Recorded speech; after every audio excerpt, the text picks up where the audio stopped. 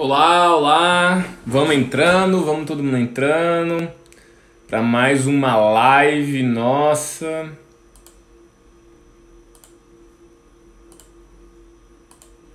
Vamos lá, vamos lá.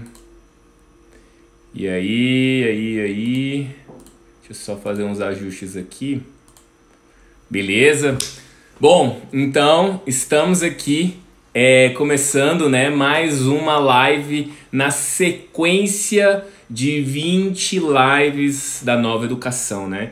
Então, começamos na segunda-feira, começamos a falar sobre várias coisas e o assunto dessa semana é um assunto que está afligindo aí muitos professores, que é a questão do ensino à distância. Muita gente foi pega aí, né, de paraquedas com toda essa questão da mudança e tudo mais, do vírus, e aí as pessoas estão em casa e o professor tem que desenvolver conteúdo e é muito difícil, né, lidar com essa nova forma de trazer conteúdo e talvez o maior dos desafios, né, como engajar os alunos nessa jornada, né? Então, assim, a gente vem falando muito sobre isso e eu venho tentado trazer como a gente pode ver isso como uma oportunidade, né? Como uma oportunidade de trazer novos olhos para a educação, né? Trazer uma nova forma, né? Não só tentar replicar aquilo que a gente faz na escola diretamente, né, pro online, né? Que a gente já está vendo claramente que isso não funciona, né? Então, assim, deixa eu só fechar uma janela aqui, gente, rapidão, que tá dando problema aqui. Aí, beleza. Tá, então assim, a gente está falando muito sobre isso. Então, nas primeiras aulas a gente falou sobre essa oportunidade e como a gente pode se reinventar nessa jornada. Bom, o que está acontecendo é que a gente tem essa sequência de lives, mas não se preocupa que elas têm conexão, mas você consegue entender se você está chegando aqui pela primeira vez. A primeira coisa que eu queria pedir antes da gente começar oficialmente é você clicar aqui, ó, nesse aviãozinho que tá aqui embaixo e manda essa live para outras pessoas, chama outras pessoas para estar aqui com a gente conversando sobre isso, beleza? Eu vou falar hoje sobre desafios, né? Desafios na parte de avaliação. Então, vou fazer algumas reflexões, né, com relação com relação à questão da avaliação e algumas estratégias, né? Eu trabalho majoritariamente na questão do ensino online, né? Eu tenho cursos online de robótica e programação e algumas coisas que eu venho fazendo dar certo, né? Que eu já venho testando por algum tempo. Não quer dizer que é uma fórmula mágica, mas eu vou compartilhar com você e aí você vê se faz sentido para o seu contexto, tá? Bom, vamos lá. Vamos começar sobre o assunto de hoje, né, que é sobre a questão da avaliação. Só vou responder aqui. A Natália perguntou se os vídeos vão ficar disponíveis. Alguns vão. Eu não vou disponibilizar todos, tá? Eu vou disponibilizar... Alguns estou disponibilizando para o pessoal do curso, né? Mas eu ainda tô... A gente vai fazer uma seleção de quais que vão estar disponíveis, tá bom, Natália? Se você tiver alguma preferência, inclusive, vai me avisando, tá? Bom, vamos lá, até pra gente não perder essa oportunidade, né, de estar aqui. Se a gente deixa disponível, às vezes a pessoa fala que vai assistir, depois acaba não assistindo. Então a gente está analisando como é que vai fazer isso aí, tá? Bom, a questão da avaliação, né? Eu acho que antes da gente pensar, né, poxa, como é que eu entrego meus trabalhos no ensino à distância? Como é que eu engajo os meus alunos, né? Que acaba sendo uma das grandes dores que o pessoal tem aí. Eu acho que a gente tem que voltar para as bases, né? A gente tem que voltar para os conceitos iniciais e entender por que existem avaliações e por que as avaliações são feitas dessa forma. E se essas são as melhores formas de fazer ou não.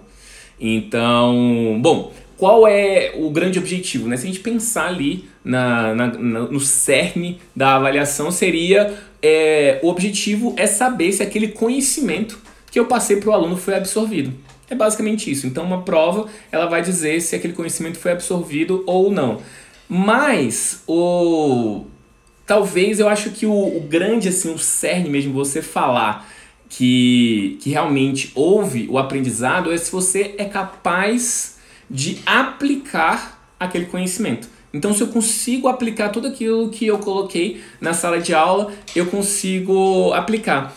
E é curioso, né? Se a gente para pensar mesmo na estrutura educacional, né? Vamos pegar lá matérias do ensino médio, né? De matemática, trigonometria, geometria analítica, ou na biologia sobre células, mitocôndrias e a reprodução das angiospermas e das gimnospermas.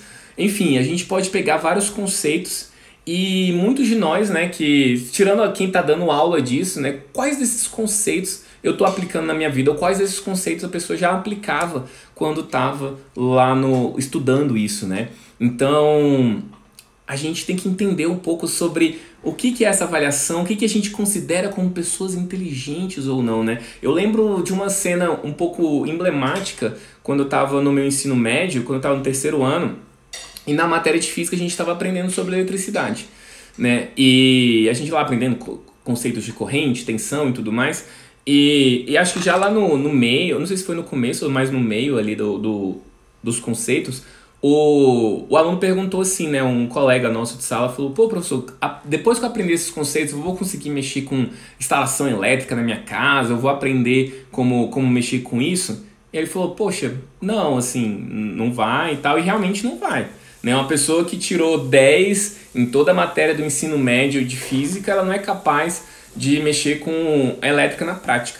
Né? E eu acho, assim, acho que pro professor ele até fez assim com a cara de tipo, poxa, que pergunta idiota, lógico que não, né? Você vai aprender a resolver as provas e tal, assim, ele não respondeu, ele não foi grosseiro, mas você viu que na cabeça dele, tipo assim, poxa, o que uma coisa tem a ver com a outra? E quando eu parei para pensar ultimamente nesse questionamento desse meu colega, eu falei, cara, poxa, faria muito mais sentido se a gente aprendesse coisas que seriam aplicáveis. Poxa, todo mundo tem desafios, né, de eletricidade em casa. Eu tenho uma TV, uma geladeira, às vezes dá um problema, como é que eu resolvo isso? Mas nem todo mundo precisa fazer os exercícios da primeira lei de Ohm ou trabalhar com conceitos de a fórmula da atração entre duas cargas elétricas, né, que a gente faz lá na lista de exercício de física e tudo mais. Então, assim, é entender um pouco, né, como é que a escola tem trabalhado essa jornada, né? Eu tava relembrando também de uma história do Isaac Asimov. Isaac Asimov, ele é muito conhecido aí pelas suas narrativas, né, de ficção científica. Acho que foi a primeira pessoa que trouxe para o ramo da ficção científica essa questão da robótica e tudo mais. E tem uma história muito legal dele, que ele fala assim, que quando ele entrou pro exército, eles fizeram uma prova, né, uma avaliação, e a média das pessoas nessa avaliação era em torno de 100, né? E ele tirou 160. Então quando ele tirou 160, todo mundo ficou, nossa, esse cara é genial, uau, que incrível, não sei o quê. E por muito tempo ele aceitou, inclusive, esse rótulo. Ele, pô, sou um cara inteligente, mando bem nas provas e tudo mais. E ele vai, ao longo do texto, fazendo várias reflexões, né? Poxa, mas qual foi o critério utilizado para fazer essas provas, né? Então, assim, o critério de achar que era inteligente foi usado por aquelas pessoas específicas que estavam fazendo a prova.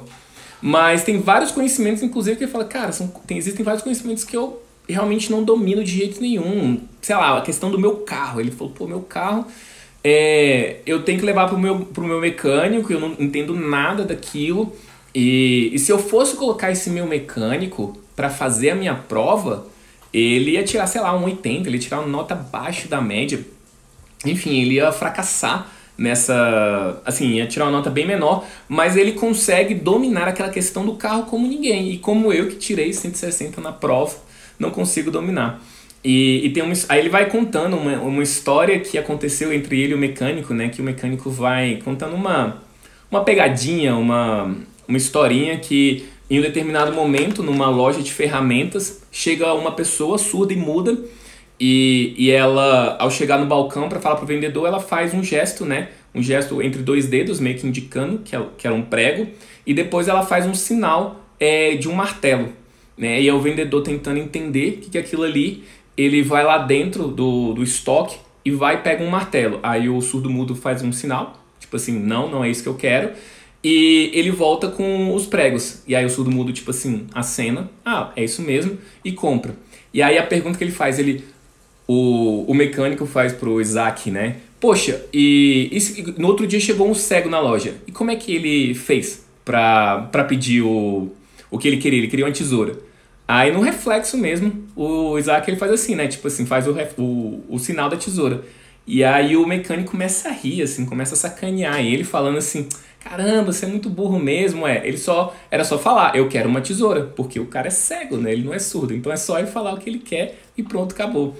E ele riu muito, assim, e o mecânico comentando, ele, nossa, eu tô fazendo essa pegadinha o dia inteiro com as pessoas. E o Isaac fala assim, e aí, muita gente caiu? Tá ali, algumas pessoas caíram, outras pessoas não caíram, mas doutor, eu tinha certeza que você ia cair. Porque você, doutor, tem muito estudo, mas você não é esperto. E aí, assim, é uma anedota, é uma história, assim, pra refletir, mas é muito louco isso, né? Ele era o cara que tirava 160, mas caiu na pegadinha do mecânico, entendeu? Então, assim, ele faz essa reflexão do que está sendo avaliado, de fato, né? E eu vejo isso, inclusive, no próprio reflexo da minha história. Eu sou engenheiro de formação, né? Como alguns aqui já sabem, sou mecatrônico. E eu sempre tirei boas notas na escola e tudo mais. E assim, quando eu precisava, sei lá, resolver uns problemas simples em casa, eu lembro uma vez que minha mãe falou assim, Luan, levanta a tampa da máquina de lavar para ela parar de funcionar. Porque quando levanta a tampa, ela trava o motor, né? Eu não sabia disso na época. Eu sei que eu fiquei uma hora ali tentando entender o que tem a ver levantar a tampa da máquina. Não fiz. E aí minha mãe, assim, ela ficou abismada. Ela, cara, era só pra fazer isso aqui, só levantar a tampa. Como é que você não consegue fazer isso? E ela ficou muito nervosa. E tinha várias atividades muito simples que às vezes ela pedia pra fazer, ou minha irmã pedia pra fazer, eu não conseguia. E assim, a minha irmã ela sempre me sacaneava, dizendo assim, Luan, eu não consigo entender como uma pessoa tão inteligente consegue ser tão burra. Então, assim, por quê? Porque eu tirava boas notas na escola. Poxa, depois fui para a Universidade Federal, fui concursado com 18 anos e tudo mais. Mas, às vezes, alguns problemas simples do dia a dia eu travava. Mas por quê? Porque o conhecimento avaliado para aquela situação específica era muito bom. Poxa, me dava uma lista de exercícios de física, eu resolvia como ninguém, uma de matemática, mas alguns problemas, outros problemas de outras áreas eu não conseguia responder, né? E aí veio essa questão. E assim, ela fazia isso muito de brincadeira, aquela coisa de cutucar, irmãos ficarem se cutucando, mas isso me fez pensar muito, né, sobre a questão da educação. E na verdade, quando a gente pensa nessa questão do que é inteligente, o que não é inteligente, o que a gente está avaliando, o que a gente não está, a gente pode remeter lá em Howard Gardner. Howard Gardner, ele foi um estudioso das múltiplas inteligências. Então, assim, ele começou a entender o que é inteligência, quais são os tipos de inteligências que existem. E antes disso, era muito comum ter a inteligência que a gente fala do QI, né? Que é o coeficiente de inteligência. E o QI, ele basicamente trabalhava com 3 variáveis, que era a questão do seu raciocínio lógico, né? Seu raciocínio lógico matemático, a questão da sua localização, seu senso, né, espacial e sua capacidade de comunicação. Então são essas 3 coisas. Então quando você faz um teste QI, aí você tira lá uma nota 150, você é uma pessoa muito inteligente, você é muito inteligente segundo esses critérios, né? E aí o que Howard Gardner vai pesquisando é o seguinte, ele fala assim, cara, existem outros tipos de inteligência, existe inteligência intrapessoal. O que é inteligência intrapessoal? É a capacidade da pessoa conhecer a si mesmo, né? Conhecer os seus sentimentos e tudo mais. Tem a capacidade interpessoal, a capacidade de você se comunicar com as pessoas, de você ter empatia e tudo mais. Poxa, eu sou engenheiro mecatrônico. A quantidade de pessoas que estudaram comigo, que são geniais, assim, cara, tirava só nota alta e tudo mais, cara, não consegue trocar uma ideia com uma pessoa, né? Não consegue, fica aquele jeito meio travado e tudo mais. É muito comum a gente ver isso, né? Principalmente com o pessoal da exatas, é até meio curioso isso. Então, a inteligência interpessoal, a inteligência, eu não vou lembrar, a inteligência corporal, eu acho, né? Então, assim, muito, que a gente vê muito com o pessoal dos esportes, com o pessoal da dança, pessoas que, cara, conhecem muito bem o seu corpo, conseguem se movimentar. Eu mesmo sou totalmente estrambelhado, eu ando aqui na minha casa, às vezes saio derrubando tudo. Então, inteligência corporal não são as inteligências que eu tenho. E aí, olha só o tanto de inteligências que a gente tem e que não é mapeada pelo QI, né? E aí a gente acaba olhando essa questão de avaliação de uma forma distorcida. tem uma figura, tipo, não chega a ser um meme, né? Mas é uma tirinha muito simples, que tem um avaliador numa mesa e ali na frente dele tem uma fila horizontal com vários animais. Então lá tem um pato, um macaco, um elefante, enfim, vários animais completamente, um peixe num aquário, e fala assim, ó, gente, a prova de hoje é você subir essa árvore. E aí ele vai questionando, né? Você, poxa, olha só, como é que você consegue avaliar as habilidades de todos aqueles animais, que são todos diferentes, com a habilidade de subir uma árvore? Então, e é mais ou menos o que acontece com a gente, porque alguns têm algumas tendências diferentes, mas todo mundo a gente está tentando colocar no mesmo bolo, né? Colocar na mesma situação. E acho que aí todo esse tipo de coisa é que faz a gente repensar a questão da avaliação. Por exemplo, há uns minutos atrás acabei de postar uma foto que alguém me compartilhou comigo lá no Facebook, falando assim, era de um garoto, né, que basicamente um professor falando assim, olha só que interessante, o fulano não optou por fazer prova, ele fez uns desenhos. E aparentemente o guri é super talentoso para fazer desenhos. Aí ele fez 2 desenhos, um mostrando sobre o período paleolítico e o outro mostrando sobre o desenho neolítico. E você vê desenhos maravilhosos que retratam muito bem aquilo. E a questão que fica é, poxa, será que esse aluno precisava ter feito uma prova tradicional para mostrar que ele aprendeu sobre o período paleolítico, o período neolítico e tudo mais? Então, e são algumas dessas provocações, né, que a gente tem que pensar de como a gente tem um feedback mesmo do conhecimento dos alunos. Então, antes da gente pensar, como é que eu vou passar o conteúdo para os meus alunos em época de pandemia e tudo mais, cara, o que você quer avaliar dele? Né? Será que é só tirar a nota para você mandar para o boletim, para mandar para as escolas, para os pais e tudo mais? Né? É de novo, né, voltar toda essa base. Então, muita gente, né, já fala sobre essa questão de prova tradicional, quanto avalia e quanto não avalia. Mas se a gente para pensar, toda essa estrutura ela é meio insana. Né? Porque, assim, o que é uma prova? Uma prova é um dia específico, né, que passa depois de 1 mês ou 2 meses. E aí ele vai e recebe aquilo ali, ele não pode consultar nada, né? Quais são os maiores pecados de uma prova? Se você abrir um livro, se você fala com seu colega. Tipo assim, a hora que você é eliminado, que você está mostrando que você é uma pessoa desonesta, injusta e que você está trapaceando, né? Então essa é a forma clássica ali, né? E você tem um tempo específico, assim, 1h30 para fazer aquilo ali e tudo mais. O que acontece? Poxa, hoje a gente consegue acessar informações muito rápido. Então, até que ponto vale a gente ter na profunda essência essa coisa assim, cara, você precisa decorar informação e você precisa ter isso muito bem armazenado na sua cabeça, né? Se a gente hoje tem acesso fácil.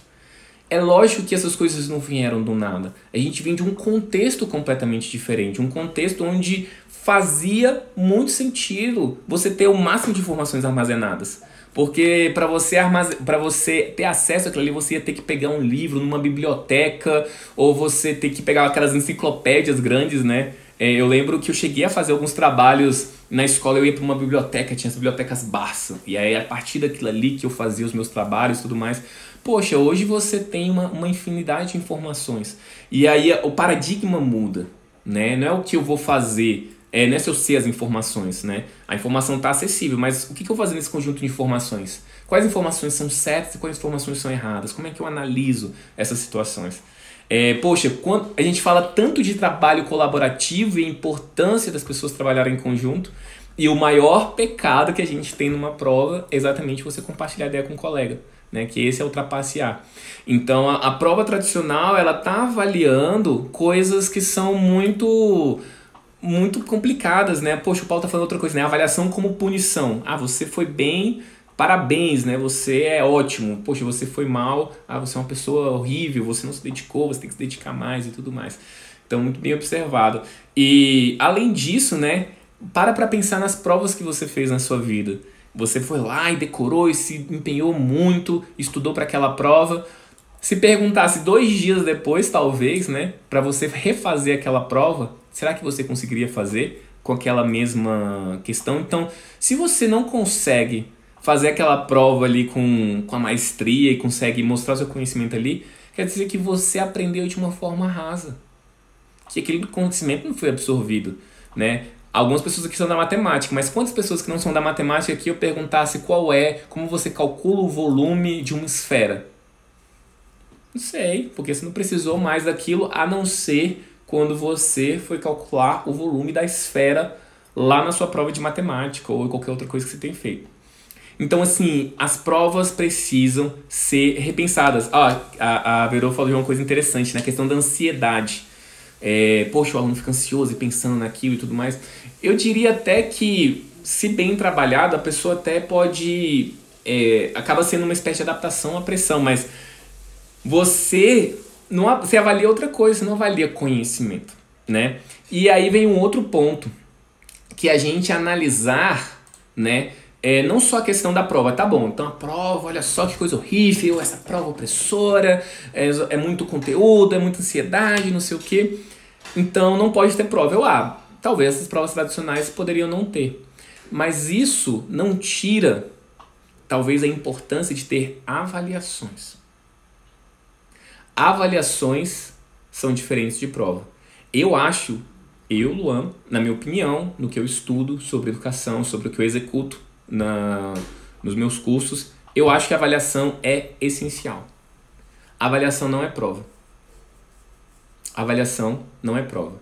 A avaliação é uma forma de você tentar ver se aquele aluno aprendeu ou absorveu aquele conteúdo ou não. E não necessariamente precisa ser dessa forma, de um dia específico, onde a pessoa não tem acesso à informação nem nada para fazer isso, né? Então, a avaliação seria outras estratégias para saber se o aluno aprendeu ou não. E assim, a gente pode pensar em várias coisas, né? Eu estava lendo o livro do Lifelong Kindergarten, lá do pessoal do MIT, do professor Mitchell Resnick. Inclusive, estava dando essa aula na semana passada pro pessoal do curso online. E ele começa a discutir sobre avaliações e aprendizagem criativa, né? Que ele vai analisando assim, poxa, tá bom, essas provas não estão avaliando muito bem, mas a gente precisa saber se aquele aluno aprendeu ou não. E como é que a gente faz isso, né? E aí ele vai dando várias estratégias, né? Estratégias interessantes e que, bom, eu tô aqui focando muito a questão de ensino mão na massa, de robótica, e aí você tem que pensar, se você não é dessa área, qual contexto faz mais sentido para sua área. Mas, por exemplo, na parte de, sei lá, de programação, de robótica, a gente desenvolve coisas. Mais importante, talvez, do que o aluno fez aquela atividade perfeita, é focar no processo. Então a gente não foca no produto, mas foca no processo. Ou seja, não é tanto sobre o resultado final, mas como você trabalhou aquela jornada. Então, uma forma de você trabalhar esse processo é uma questão de documentação. Então, você tem lá, sei lá, fazendo um mês, você tentando fazer um projetinho. E a documentação é falando quais os passo a passos, quais foram as estratégias que você pensou para fazer aquilo ali, por que você pensou isso, o que você tentou, o que você tentou e deu errado. Então, ao longo dessa documentação, você tem um histórico, uma jornada. E então, assim, você consegue entender o quanto aquele aluno evoluiu naquela jornada, o quanto ele aprendeu naquela jornada, né? Você entende mais sobre a trajetória. Às vezes, quando a gente foca só em nota, não é incomum a gente pegar uma situação assim que, às vezes, o aluno é mais safo, ele é mais enrolado. Então, um aluno que não estudou muito, ele vai tirar 8 e consegue tirar, se esforça um pouco, tira um 8,5. E às vezes tem aquele aluno que ele não consegue tirar boas notas, na prova anterior ele tirou 2. E ele estudou muito e tirou 5. Olha só, aquele aluno que talvez não estudou tanto, ele aumentou meio ponto e esse aumentou 3. Mas ainda assim esse aluno ele é mal visto porque ele tá 5, é a média ou tá até abaixo da média, dependendo de alguns lugares. Mas eu acho que a gente tem que focar mais nessa questão do processo, o quanto você cresceu nessa jornada, né? Ao invés de você fazer uma média entre os alunos, a média entre você mesmo, o quanto você está evoluindo. Então, sobre isso é que é o foco no processo, né? E não tanto foco no produto, no foco no resultado final e tudo mais.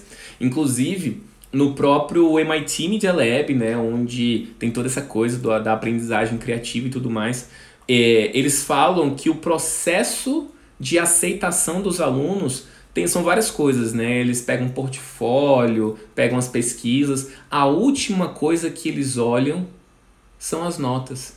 Tipo assim, quando não é irrelevante, é pouquíssimo relevante, né? As notas que eles tiraram. Então a gente pensa assim, né? Poxa, Luan, mas você vai deixar de fazer prova e tudo mais? Será que o aluno sabe mesmo? Poxa, eu não sei se é melhor ou não, mas as pessoas lá do MIT estão fazendo dessa forma, estão obtendo muito sucesso, conseguindo deixar entrar alunos maravilhosos que estão executando projetos maravilhosos. Então isso vale para a gente pensar, né? Para a gente estruturar o que a gente quer, como é que a gente quer avaliar, né? Como é que a gente quer estruturar essa jornada, entendeu? Então, assim, existem várias estratégias que a gente pode fazer disso. Uma estratégia que é bem interessante também é a questão tanto da autoavaliação, né? De fazer o aluno refletir sobre o seu processo, né? Sobre o seu processo de aprendizagem, do que ele se propôs, o que ele fez certo, o que ele fez errado e tudo mais. No começo a gente pode até achar assim, se você focar só em autoavaliação, ele sempre vai dar 10 e nunca vai se reprovar. Mas se a gente tem só o foco na punição, né, como alguns estavam falando, realmente ele vai ter essa abordagem. Mas quando ele perceber que o mais importante é ele aprender e que ele tem que andar no próprio ritmo, ele vai se exercitando, né? Ele vai se trabalhando e vai percebendo que aprender é importante. Então assim, poxa, dessa vez eu vacilei, dessa vez eu não me dediquei ao projeto. Poxa, eu quero fazer de novo, eu quero fazer de uma forma diferente e tal. Então você vai trazendo essa maturidade. Maturidade para o aluno conhecer não só o que ele sabe sobre a matéria, mas conhecer sobre o seu processo de estudo, conhecer sobre si mesmo. Né? Outra coisa que é interessante também é a avaliação por pares. Né? Você permitir que alguns colegas avaliem uns os outros. Né? Às vezes até porque ele vai ter essa questão dos colegas, né? Tipo assim, às vezes ele, tá bom, eu fui excelente. Pô, será que você foi excelente mesmo? Que estranho, porque os seus colegas falaram que você não foi, você não ajudou no grupo e tudo mais. Então, a avaliação por pares é interessante para você ter essa baliza também. Bom, é isso. Ivan tá perguntando sobre como é que funciona esse processo do MIT. Olha, Ivan, o que eu sei é isso que eu li no livro, né? Eu não tenho mais detalhes. Isso assim, não é para entrar no MIT, não é para entrar na universidade, né, de Massachusetts, mas é para entrar na parte do MIT Media Lab, que é um departamento específico, entendeu? Para as pessoas criarem seus projetos lá. Mas assim, falando por alto, não só o MIT, mas várias universidades dos Estados Unidos, eles têm o Enem deles, né, que é o SAT, e essa nota ela conta para você entrar, mas várias outras coisas contam, tipo assim, atividades extracurriculares, atividades sociais, às vezes até uma carta de apresentação. Então eles já estão num nível mais maduro, né, de como você entra na universidade, mas eu só vou conseguir aprofundar nisso com vocês, beleza? Bom, tá, então aqui eu tô falando de várias teorias, de várias coisas e como é que a gente aplica isso, né? E eu vou falar um pouco da minha jornada, como é que eu tentei fazer isso nos meus cursos online. Então, o primeiro curso online que eu tive foi o Scratch para professores, né, que trabalhava com o Scratch, uma ferramenta de programação que faz animações de jogos. E aí eu pensei assim, como é que eu vou avaliar se um aluno ele aprendeu ou não, se ele fez os exercícios ou não. Então, beleza, ele tinha que fazer os programas, ele tinha que entregar os programas prontos. Mas, por exemplo, tinha uma atividade lá que eu ensinava você a fazer um quiz de perguntas e respostas. Aí, assim, lá na aula eu ensinava a fazer o quiz e fazia lá como fazer 3 perguntas e tudo mais. E aí na prova eu falava assim, você tem que fazer outras perguntas e você tem que fazer, sei lá, 5 perguntas.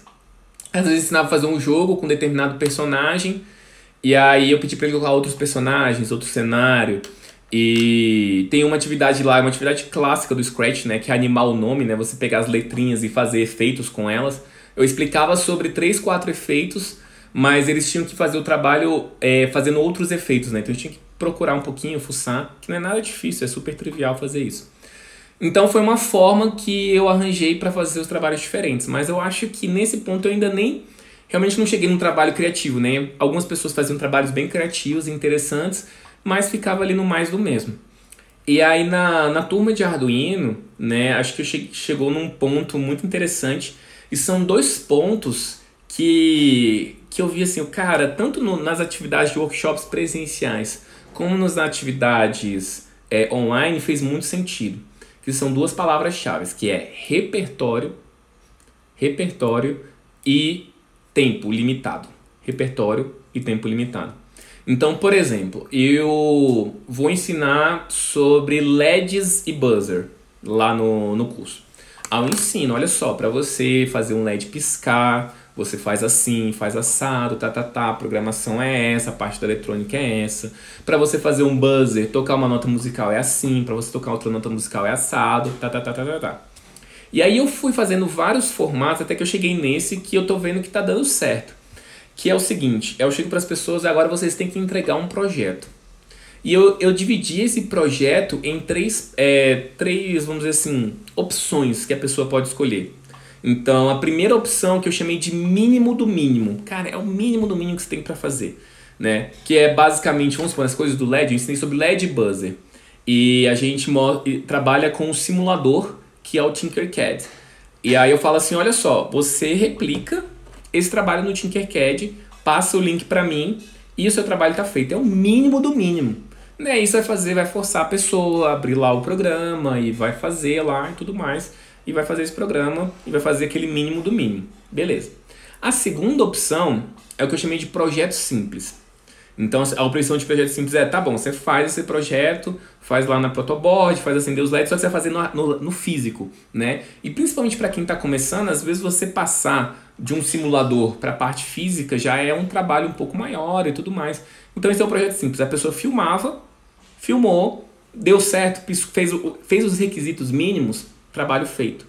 E aí eu tinha um terceiro critério, que era o critério criativo, que eu falo assim, ó, você vai pegar isso aí, vai misturar com o que você quiser, com sucata, com alguma coisa. Aí você pode fazer isso, fazer um semáforo, você pode fazer um bonequinho que faz um barulho não sei o que. Teve uma menina que ela fez uma flauta, ela fez tipo assim uma cartolina assim, colocou os LEDs e aí ela programava os LEDs para acender assim, a cada LED que tocava representava uma nota musical tocando no buzzer. Cara, muito massa assim, muito legal, muito bacana. E geralmente nesses projetos criativos, só que você fala assim, poxa, é muito tenso, é muito difícil. Você fala assim, faz um projeto com sucata, LED e buzzer. Talvez você, assim, cara, eu não teria nem ideia por onde começar. Então o que eu faço? Eu já tenho alguns trabalhos de outras pessoas que já fizeram. Então tem pessoas que já fizeram trabalhos com robô de sucata, então eu tenho uma alegria de já ter um repertório. Então no final das aulas eu mostro, olha só, a gente aprendeu sobre esse conceito, olha só que tal pessoa fez. Tal, aí a pessoa vê, fez uma árvore de Natal pisca-pisca, viu? Com que você aprendeu estendendo algumas coisas, você faz uma árvore de Natal pisca-pisca. Você pode fazer um semáforozinho, pegando um shampoo, pintando e não sei o que, colocando aqui as luzes e tudo mais. Então a pessoa vai começando a despertar. Então esse é um ponto do repertório. Né? Quando você mostra para as pessoas, fala assim, faz um trabalho criativo aí. A pessoa, cara, não sei. É que nem uma redação de tema livre. Né? Tanto que eu brinco que é a síndrome de redação de tema livre. Quando a pessoa fala assim, o tema é livre. Eu passava 15 minutos pensando em qual tema ia falar. Então, assim, só isso aí travava. Mas quando você tem repertório, você tem exemplos de projetos, a pessoa já vai vendo o que é capaz de fazer e aí ela vai tendo outras ideias. Mesmo que ela veja esses trabalhos do repertório e tente até copiar, modelar, ela não tem o passo a passo ali. Então ela vai fazer alguma coisa do estilo dela. Então, assim, eu vou fazer o semáforo. Mas você vai fazer o semáforo igualzinho o outro fez. Né? E no processo do criar, do tentar fazer, você vai trazendo um pouco da sua identidade. E se não trouxe, aí vem um trabalho do professor de cutucar, né? Poxa, o que você podia fazer diferente, né? De trazer essa questão da identidade da pessoa. E aí você entra no ciclo virtuoso. Então hoje, a gente está na 5ª turma de Arduino, né? A gente já tem um repertório bacana de um monte de projetos que já existem. Então, assim, cada vez os trabalhos estão sendo mais interessantes, porque o repertório, o leque é muito grande. Então, assim, mas Luan, você está falando... Isso vale só para robótica? Não, isso vale para várias coisas. Vale sobre um projeto que você quer fazer, sobre, sei lá, a modelagem matemática de alguma coisa, sobre alguma maquetes de história, não sei. Você vai tentar entender e tentar colocar no seu contexto, né? E outra coisa que é importante é data, né? Eu lembro que nos meus primeiros cursos eu chegava assim, se você fizer todos os trabalhos, você ganha um certificado. E não colocava a data. Quando eu passei a colocar a data que a pessoa só tinha 2 semanas para fazer, as pessoas se empenharam muito mais. Então, quando você bota prazo, aí vamos supor, num trabalho online é 2 semanas. Quando eu dou um workshop, é 1h30. Então, assim, e no workshop é interessante que eu falo assim, é 1h30 e você tem que apresentar esses trabalhos para os colegas. Então tem até uma, vamos dizer assim, uma pressão social, né? Poxa, é uma coisa até inconsciente. A pessoa, não é que a pessoa vai, sei lá, passar vergonha e tudo mais, mas ela vai se empenhar mais porque ela sabe que outras pessoas vão ver esse projeto. Então isso também vale para o seu projeto de avaliação. Faça um trabalho que de alguma forma outras pessoas vão precisar ver e ela vai ter que fazer algo mais interessante, né? Para não passar vergonha em frente ao público e tudo mais, em frente a turma inteira e tudo mais. Então, assim, aí às vezes eu botava essa pressão de tempo, aí no curso online é até engraçado. Meu curso, a maioria são professores, né? Que já lidam, já tem essa organização a princípio.